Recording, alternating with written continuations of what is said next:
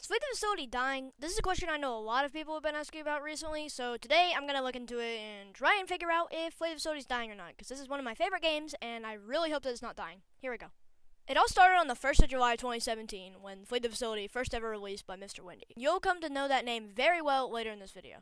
As you can see, from 2021 through 2023, Fleet the Facility is slowly going down in concurrent players. By the way, I use rollingmons.com for the graphs.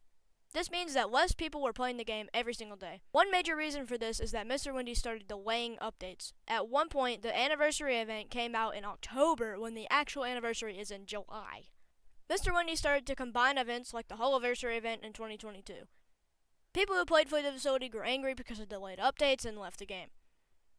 Another big reason for this gradual decline in players is beast perks. Now, if you've played Fleet the Facility at any point in its entire history of being a game, you know that when you're beast, it asks you what perk you want, but the only perk you can pick is runner. Mr. Windy has said time and time again that these beast perks are coming soon, but as February 2024, they never have. Again, players came back to the game after years of not playing it, only to see that the only changes were new items and maps that are just never played because the old ones are better, so they left.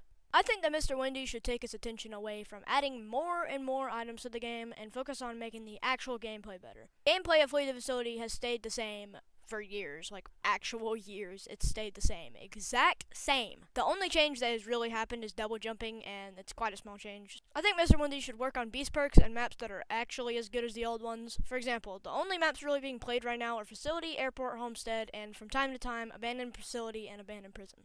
This is because these old maps have better layouts and are more fun to play on in my opinion, and many of yours. Recently, there's been a spike in the amount of people playing Fleet the Facility, with the new Naughty and Nice Christmas and Halloween combined update, or whatever, that's still out in February for some reason. But Fleet the Facility is on a rise of players, and if Mr. Windy starts working on the right things and adding better items, I think that it can continue to do this. For example, most of the old sets are much better than most of the new sets. Keyword most because some of the new sets are amazing. For example, Phantom White, I mean, I know that's not new, but whatever.